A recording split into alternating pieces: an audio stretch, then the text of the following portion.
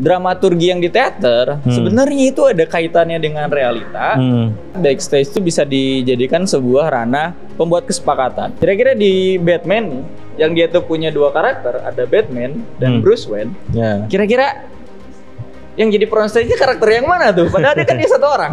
Off-stage itu adalah ketika dia tidak memiliki peran apapun, tidak memiliki muatan niat apapun, sehingga dia menjadi dirinya sendiri. Kebutuhan untuk mencapai sana perlulah kritik sastra dan dapat dilayani salah satunya oleh dramaturgi lewat Erwin Goffman ini.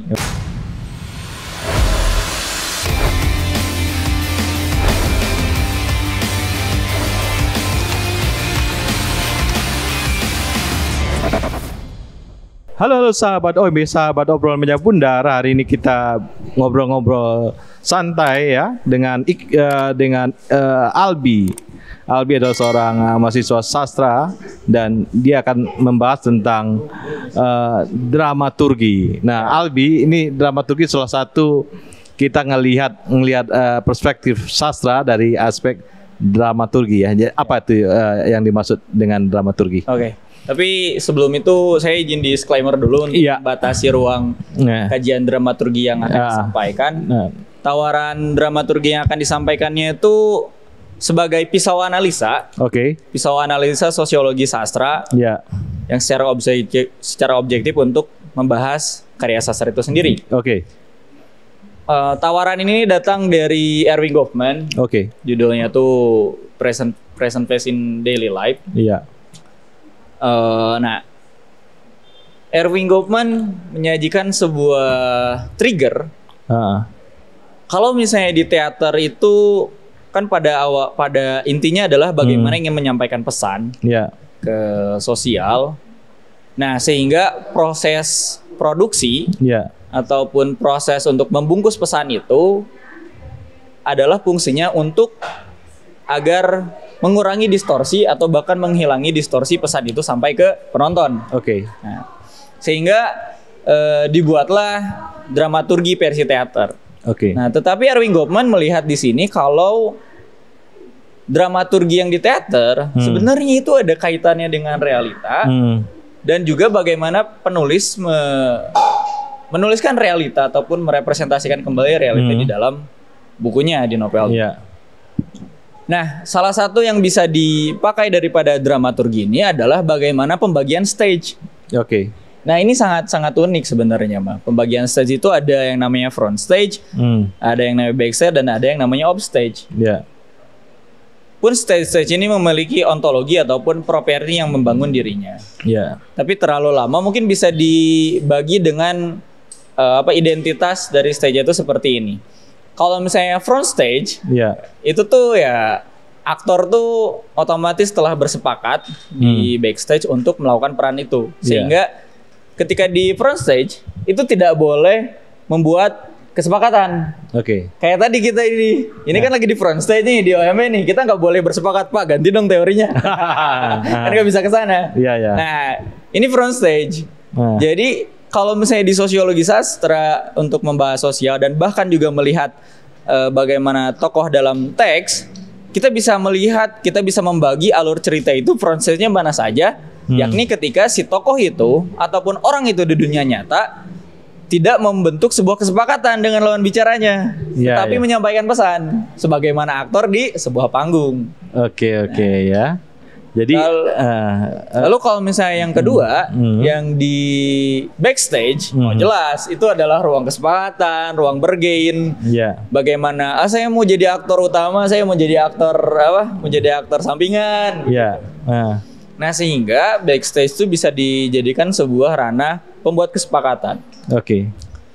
Nah, tetapi itu kita sudah mapan lah ya dengan bagian bagaimana membuat kesepakatan, melihat dengan demokrasi di Indonesia juga lah, atau bahkan bagaimana tokoh juga di karya sastranya di sebuah cerita bersepakat. Terus yang ketiga nih offstage nih. Kadang ini yang sering jarang kita ketahui atau bahkan jarang kita telisik. Offstage ini tuh adalah ketika dia tidak memiliki tidak memiliki identitas, tidak memiliki ruang yang bersangkutan terhadap stage untuk dipanggungkan. Jadi kalau misalnya aktor itu ya dia jadi manusia atas nama dirinya sendiri. Kira-kira di Batman nih, yang dia tuh punya 2 karakter, ada Batman dan Bruce Wayne. Kira-kira yang jadi front stage-nya karakter yang mana tuh? Padahal dia kan dia satu orang. Iya. Nah, ini bisa dilihat dengan bagaimana proses dari kita menontonnya. Kita lihat ketika dia jadi Batman, walaupun si polisi si Gordon ataupun yang lainnya bertanya, itu tidak pernah Batman tidak pernah bertanya kesepakatannya apa. Batman selalu mengeluarkan keputusan kepada penjahat, kepada polisi untuk membantunya. Nggak pernah ya tuh harusnya gimana gitu. Enggak, tapi Batman selalu pasti punya keputusan yang sudah disiapkan. Nah, terus dari tokoh Batman ini yang jadi backstage-nya siapa? Apakah Batman juga? Atau Bruce Wayne?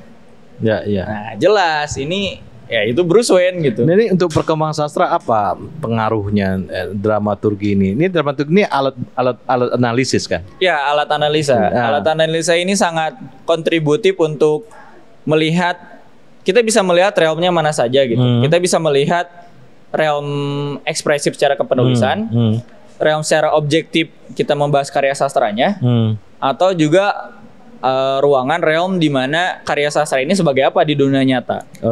Tawaran-tawarannya itu yang disajikan dramaturgi. Apakah memang penulis ini dikritik oleh dramaturgi melahirkan karya itu memang dia sebagai front stage misalnya ingin membela sesuatu, atau memang justru dia mencari kesepakatan terhadap masyarakat. Dramaturgi ini bisa dipakai itu. Nah, alat-alat analisis sastra bisa dijadikan untuk kritik sastra, ya. Benar ya? Betul. Nah, itu dari kritik itu kita menjadi dapat sebuah lesson learn, pelajaran tentang itu, muatan di situ. Benar ya? Betul. Nah, gimana melihat itu sebagai punya power sebagai alat analisis?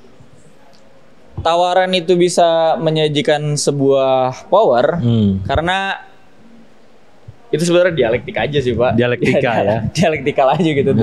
Dramaturgi sebagai misalnya ada sebuah objek itu tesis, nah dramaturgi menjadi antitesisnya hingga melahirkan sintesa. Pada kemasannya hanya seperti itu. Tapi si dramaturgi ini menjadikan power tuh kita bisa melihat keberperanan yang bukan hanya pada teater.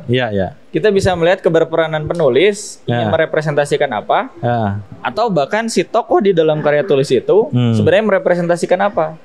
Di sana tawaran untuk menyajikan dan menawarkan menggali gitu ya, menggalinya sehingga ini nih. Soalnya kan di dalam mengkonsumsi karya sastra itu kan kata dosen saya nih Pak Yoga tuh bilang pernah, kalau misalnya kita nonton karya sastra dan kita cuma tahu ini hiburan, menarik, membuat kita takut, itu kita sebagai semua kalangan juga bisa mendapatkan itu. Lalu kalau misalnya pada tahapan kedua kita bisa tahu tokoh jahat, tokoh baiknya siapa, itu kita pada tingkatan kedua. Nah, tetapi kalau misalnya kita mengetahui sebenarnya mah sampai bisa menguak niatnya apa, mewakili apa. Nah, kebutuhan untuk mencapai sana perlulah kritik sastra dan dapat dilayani salah satunya oleh dramaturgi lewat Erving Goffman ini. Erving Goffman ya. Erving Goffman ini orang mana? Erving Goffman. Orang mana nih? Dia orang Amerika. Amerika ya. Erving Goffman. Erving Goffman ya. Dan gimana Albi? Siapa yang suka memakai itu sebagai cara dia mengkonstruksi sebuah karya sastra? Kalau mungkin kita harus ngebahas skalanya di mana? Skala di teman-teman aku aja nggak apa-apa? Oke, boleh. Kalau misalnya di teman-teman aku mungkin ada Syifaur Rahman, terus ada juga yang ngebahas dramaturgi itu Ashraf Sulaiman. Itulah sarjana muda kita ya. Jadi tapi di sastra Indonesia muncul nggak itu kalau kita membedahnya, enaknya dibedah pakai ini nih, pakai dramaturgi. Kalau misalnya di situ itu sangat menarik juga untuk ngebahas misalnya karya-karya populernya Bumi Langit Universe, yang Gundala kayak gitu. Gundala tuh sebenarnya dia tuh front stage-nya atau backstage-nya kan. Bisa ke sana. Atau juga tawaran-tawaran novel-novelnya Oki Madasari ataupun misalnya Leila Chudori sana sampai Eka Kurniawan gitu ngomongin bisa, ya? itu bisa. Tapi saya ingin kembali lagi menarik yang tadi itu kan ada offstage. Ya. Nah kira-kira nih offstage-nya Batman tuh jadi apa nih? Apakah jadi Batman? Atau jadi Bruce Wayne? Atau apakah ada lagi? Ya. Nah offstage itu adalah ketika dia tidak memiliki peran apapun, tidak memiliki muatan niat apapun, sehingga dia menjadi dirinya sendiri. Ya. Nah, telah saya ketika pas menulis ini bareng sama teman ataupun diskusi, muncul pada kesimpulan kalau misalnya offstage-nya Batman, ketika Batman jadi dirinya sendiri, ya dia jadi anak yatim. Dia jadi anak yatim piatu. Karena dia di situ nggak punya peran apa ataupun nggak punya ide, jadinya sendiri tuh menjadi anak yatim piatu. Gitu. Menjadi Nabi Adam lah. Terima kasih Albi.